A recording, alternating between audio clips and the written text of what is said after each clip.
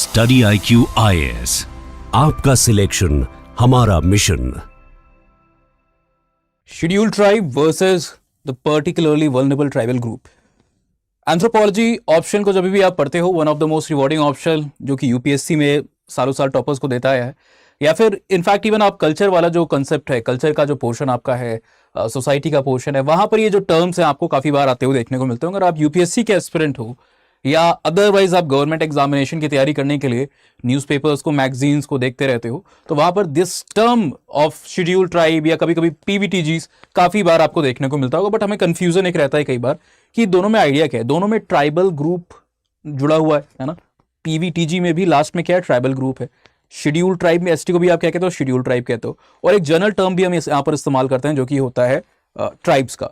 ये तीनों टर्म आपस में एक दूसरे से कैसे रिलेटेड है, किस तरीके से अलग हैं, उनकी हम यहाँ पर इस वीडियो के अंदर में एक बात करने वाले हैं। तो तुरंत हम टॉपिक के ऊपर आते हैं और सीधे सीधे बात को शुरू करते हैं, ठीक है ना। चलिए, क्या एक डायमेंशन यहां पर होता है जब शब्द आपके सामने कोई ट्राइब इस्तेमाल करता है। तो देखिए, ट्राइब, शेड्यूल्ड ट्राइब और पीवीटीजी, इसके ऊपर हमने एक शॉर्ट को भी बनाया हुआ है। आई थिंक 2023-24 में हमने एक शॉर्ट्स बनाए हुए थे, सीरीज थी जिसके अंदर में हम की कंसेप्ट्स को पढ़ते थे। वहां पर भी इसको डिस्कस किया था क्विक वे में, और वापस से हम रिविजिट कर रहे हैं बिकॉज कई सारे नए बच्चे यहां पर जुड़ चुके होंगे, नए बच्चे प्रिपरेशन के अंदर में आ रहे होंगे। तो शायद वो वीडियो आपको ना दिख रहा हो, ये क्वेरी आपके दिमाग में हो, ये एड्रेस हो जाएगी यहाँ पर। ट्राइब जब भी बात आती है तो it is a socio cultural construction, ठीक है ना। एक सोशियो कल्चरल कंस्ट्रक्शन है, एक सोशियो कल्चरल टर्मिनोलॉजी है जो डिनोट करता है किसी भी तरीके के एक एथनिक ग्रुप को, एक सर्टेन पॉपुलेशन को, जो कि एक अपने डिस्टिंक्टिव ट्रेट और प्रिमिटिव वे ऑफ लाइफ के साथ में रहने के लिए जाने जाते हैं, ठीक है ना। और हमारे देश के अंदर में ऐसी कई सारी, दुनिया भर में ऐसी कई सारे ट्राइब और ट्राइबल ग्रुप्स आपको देखने को मिलते हैं जो अपने कल्चर के लिए, उसकी यूनिकनेस के लिए जाने जाते हैं और देश की जो डाइवर्सिटी है उसके अंदर में भी सिग्निफिकेंटली कंट्रीब्यूट करते हैं। अब बात आता है शेड्यूल्ड ट्राइब, ठीक है ना। जब हमारा देश प्री कॉलोनियल टाइम पीरियड के अंदर में था, तो वहां पर ये जो ट्राइबल ग्रुप होते थे, शेड्यूल्ड ट्राइब का तो कोई आइडिया था नहीं, ये जो ट्राइबल ग्रुप होते थे ये पूरी तरीके से आइसोलेटेड थे। इनका जो ज्यादा कांटेक्ट है मेनलैंड कम्युनिटीज, या मेनलैंड कई बार शब्द सही नहीं होता है, तो मेन स्ट्रीम कम्युनिटीज आप कह सकते हो, जो मुख्य धारा के साथ जुड़े हुए लोग हैं देश के अंदर में, उनके साथ ज्यादा कांटेक्ट नहीं होता था। राजा रजवाड़ों का भी बहुत ज्यादा इंटरफेरेंस इनके कल्चर में नहीं देखने को मिलता था, डे टू डे लाइफ में नहीं देखने को मिलता था, ठीक है ना। हाँ, कभी शिकार करते हुए हंटिंग गेम इवेंट्स का जो कभी कोई मौका होता था, वहां पर राजा या फिर कोई भी इस तरीके से जो राजघराने से जो लोग होते थे, वो अगर इन ग्रुप्स के आसपास में जा रहे हैं, उनके साथ में जुड़ रहे हैं, तो डेफिनेटली एक इंटरैक्शन, शॉर्ट लिव्ड इंटरैक्शन होता था जो कि म्यूचुअल रिस्पेक्ट और डिग्निटी के साथ में देखने को मिलता था। और कभी वॉरफेयर, अगर एक कोई मुसीबत का समय हो, तो वहां पर भी ये जो ट्राइब्स होती थी, ये जो जनजातियां हैं, ये काफी बार कंट्रीब्यूशन देने के लिए तैयार रहती थी, बिकॉज ये समझती थी कि हाँ, ये एरिया जो है हमारा भी है और इसके ऊपर अगर कोई एग्रेशन है, एक्सटर्नल अटैक हो रहा है, तो it is our responsibility also to defend the motherland. तो ये एक फीलिंग वहां पर आपको डेफिनेटली देखने को मिलती थी। अपार्ट फ्रॉम दैट, बहुत ज्यादा एक दूसरे के कल्चर के अंदर में या एक दूसरे के जो बाकी स्फेयर हैं, सोशल स्फेयर, उसमें कोई भी इंटरफेरेंस नहीं देखने को मिलता था, खासकर जो मेन स्ट्रीम है उसके द्वारा ट्राइबल के कल्चर के अंदर में। लेकिन जब अंग्रेज यहां पर आए तो उन्होंने देखा ज्यादातर जो ट्राइबल पॉपुलेशन का कंसेंट्रेशन है वो कुछ आइसोलेटेड हिली टेरेन्स के रीजन में है, ठीक है ना। और या तो फॉरेस्ट एरिया के अंदर में, देयर वर फॉरेस्ट ड्वेलर जो ट्राइब होती है हमारी, जंगलों के अंदर में रहती है कई सारी ट्राइब। तो उनका इन दोनों पे एक इंटरेस्ट आया, ठीक है ना, दोनों चीजों के ऊपर इंटरेस्ट आया। फॉरेस्ट में क्यों? 3 पर्पस उनके सर्व हो जाएंगे फॉरेस्ट से। पहला तो फॉरेस्ट को काट करके आप रेलवे ट्रैक्स को बिछा सकते हो, दूसरा वहां पर फैक्ट्रीज वगैरह आप लगाओगे, ठीक है ना। और तीसरा क्या है, फॉरेस्ट कई सारे रिच रिसोर्सेज के लिए जाना जाता है जिसको भी आप एक्सट्रैक्ट कर सकते हो अगर वहां पर किसी तरीके का इंटरफेरेंस ना हो, अगर वहां पर ट्राइब्स ये ना मौजूद हो या फिर इनका इन्वॉल्वमेंट वहां पर ना हो। तो इनको साइड कर दोगे तो आप पूरी तरीके से एक एक्सक्लूसिविटी आपको मिल जाएगी, कोई हिंड्रेंस नहीं होगी आपको अपने इंटरेस्ट को पूरा करने में।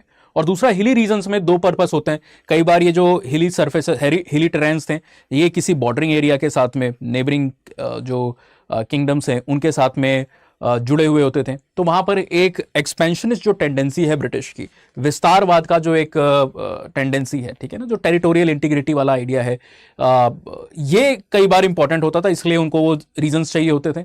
और दूसरा कि भाई ये कई सारे ऐसे जो हिली रीजन्स थे, ये रिसोर्स रिच एरिया होते थे, बहुत सारे नेचुरल रिसोर्सेज, मिनरल ओर्स कई सारे प्रेजेंट होते थे जिनको यूटिलाइज करना था इनको अपने इंटरेस्ट को पूरा करने के लिए। तो जाहिर सी बात है जब तक आप इनको हटाओगे नहीं तब तक वो चीज़ पूरी नहीं होगी। तो ग्रेजुअली कई सारे एक्ट आए और ये जो इस तरीके की जो एथनिक ग्रुप्स थे, ये जो कल्चरल ग्रुप्स थे, वो उनको लगातार अफेक्ट करते रहे। 1927 का जो एक आपकी फॉरेस्ट पॉलिसी है वो उनमें से एक है, और कई सारे ड्रैकोनियन एक्ट जो डायरेक्टली फॉरेस्ट लाइफ को या हिली टेरेन पे रहने वाली ट्राइब को सीधे तौर पे नहीं अफेक्ट करते, लेकिन दूसरे जो ग्रुप्स हैं, कल्चरल ग्रुप्स, ट्राइबल ग्रुप, उनको अफेक्ट करते थे। जैसे CTA act of 1871, criminal tribe act, जहां पर एक इंसान की जगह पूरे पूरे ट्राइब को लेबल कर दिया जाता था क्रिमिनल ट्राइब के तौर पर। तो ये सारी चीजें बैकड्रॉप में हो रही थी, और लगातार ये जो अलग अलग शब्दावली है वो भी लोकल एडमिनिस्ट्रेटिव रिपोर्ट्स में, सेंसस के रिपोर्ट्स में जुड़ते जा रहे थे। कहीं पे पहाड़ी शब्द का इस्तेमाल आते हुए देखने को मिल रहा था, वनवासी का टर्म आपको आते हुए देखने को मिल रहा था, backward groups, backward caste, backward classes, ऐसे टर्म्स भी इस्तेमाल हो रहे हैं, ठीक है ना। Indigenous, aboriginals, all these terms were used in a scattered way in anthropological, otherwise दूसरे लिटरेचर जो गवर्नमेंट एडमिनिस्ट्रेटिव रिपोर्ट्स हैं या सेंसस का डाटा है। लेकिन बाद में आप देखोगे 35 के बाद थोड़ा सा कंसोलिडेशन हुआ अप्रोच का। 40-42 के आसपास आप देखते हो क्विट इंडिया मूवमेंट के आसपास में जो ट्राइब शब्द है उसको वहां पर यूज किया जाने लगा एक ज्यादा एकेडमिक सेंस में।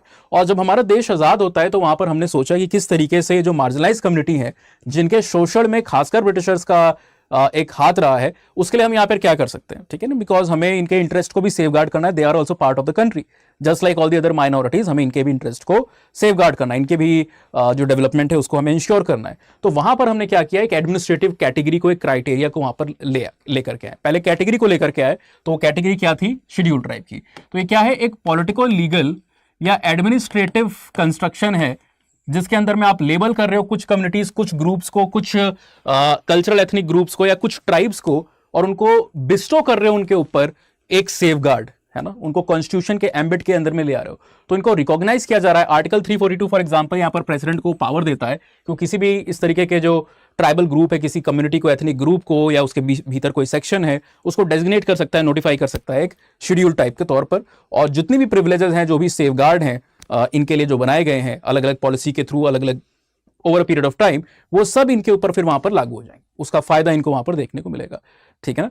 तो लास्ट के जो सेंसस है वो बताते हैं हमें 725 या 715, 725 से ज्यादा शेड्यूल ट्राइब्स भारत के अंदर में। ट्राइब की बात नहीं होती है, ट्राइब का नंबर, क्योंकि बहुत सारे ग्रुप हैं जो कि ट्राइबल ग्रुप है पर वो शेड्यूल ट्राइब की कैटेगरी में नहीं आते हैं।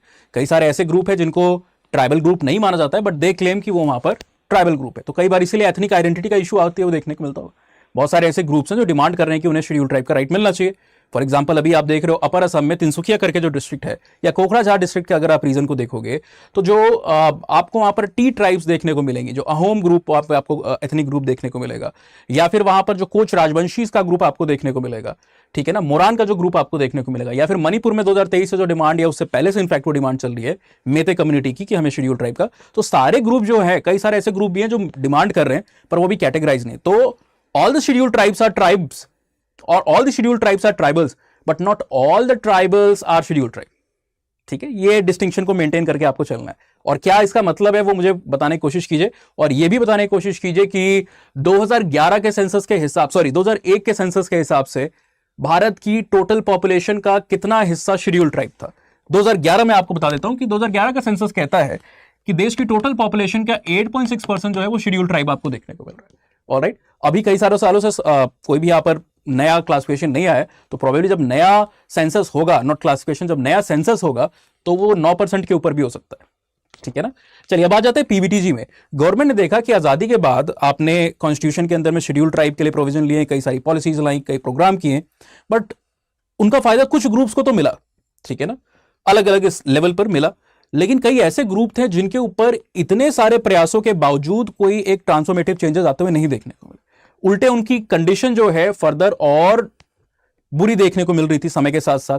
तो या तो पॉपुलेशन स्टैग्नेंट है, आगे बढ़ी नहीं रही है, ग्रो ही नहीं कर रही है, और या तो कुछ ऐसे ग्रुप्स हैं जिनकी पॉपुलेशन डिक्लाइन कर रही थी, ठीक है ना। तो यहां पर इस चीज को एनालाइज करने के लिए, कंडीशन को एनालाइज करने के लिए यूएन देबन नाम की एक कमेटी को यहां पर बैठाया गया, ठीक है ना। बेसिकली ये चेयरमैन थे तो इसलिए इनके नाम पे यहां पर हम बुलाते हैं यूएन देबर कमेटी। और ये 60s के डेकेड में, आपको अर्ली 60s में आते हुए देखने को मिलती है कमेटी। 60-61 के दशक में ये आपको आते हुए देखने को मिलती है, और ये रिपोर्ट अपनी प्रेजेंट करती है जिसमें ये एक बहुत हाईलाइट करती है एक कंसेप्ट को, जो कि डीपॉपुलेशन का फिनोमेना, नॉट कंसेप्ट, एक फिनोमेना को हाईलाइट करती है। ये बताती है कई सारे ऐसे ग्रुप हैं जो कि प्रोलिफरेटिंग ट्राइब्स की कैटेगरी में आएंगे, बिकॉज उनको फायदा हुआ है, कई सारी जो स्कीम्स हैं, पॉलिसीज हैं, या अदरवाइज ऑल्सो उनकी कंडीशन इंप्रूव की है। लेकिन दूसरा सच ये भी है कि कई ऐसे ग्रुप है जिनका नंबर लगातार गिरा जा रहा है, स्टैग्नेंट है, स्थिर है, या तो डीपॉपुलेशन हो रहा है। और उस डीपॉपुलेशन के इन्होंने फैक्टर भी बताएं कि भाई कुछ सोशियो कल्चरल हो सकते हैं, जैसे economic factors, inequality, all these things, और कुछ यहाँ पर बायोलॉजिकल फैक्टर भी हैं, जैसे हेल्थ से रिलेटेड हो सकते हैं, diseases, malnutrition and lot of other things, ठीक है ना, high mortality rate. So all these factors are also relevant there. तो इसके बेसिस पे 1972-73 में पीटीजी का गठन किया गया, प्रिमिटिव ट्राइबल ग्रुप, ताकि उसके अंदर में ऐसे ट्राइब्स को डाला जा सके, जो कि ऐसी शेड्यूल ट्राइब को डाला जा सके जिनका ये डीपॉपुलेशन देखने को मिल रहा है, जिनकी हालात बद से बदतर होते हुए आपको देखने को मिल रहा है। लगभग 2 साल तक इस लिस्ट के अंदर में कोई भी नाम आपको नहीं देखने को मिलता है, लेकिन 1975 में यहां पर 52 ग्रुप्स को ऐड किया जाता है। और फर्दर ये जो लिस्ट है ये 1975 में अपडेट की जाती है, सॉरी 1975 के अंदर में, 73 तक कोई नहीं था यहां पर, 75 में, यस 75 में यहां पर दूसरा 52 ग्रुप को डाला जाता है, और 1993 में लगभग 20 साल बाद फॉर्मुलेशन के यहां पर 23 और ग्रुप को डाला जाता है। तो टोटल देश में 75 प्रिमिटिव ट्राइबल ग्रुप आपके हो जाते हैं, ठीक है ना। 2006 में पीटीजी का जो नॉमेनक्लेचर वो बदल दिया जाता है, और इसको कर दिया जाता है यूपीए 1 की गवर्नमेंट के दौरान में PVTG, particularly vulnerable tribal group.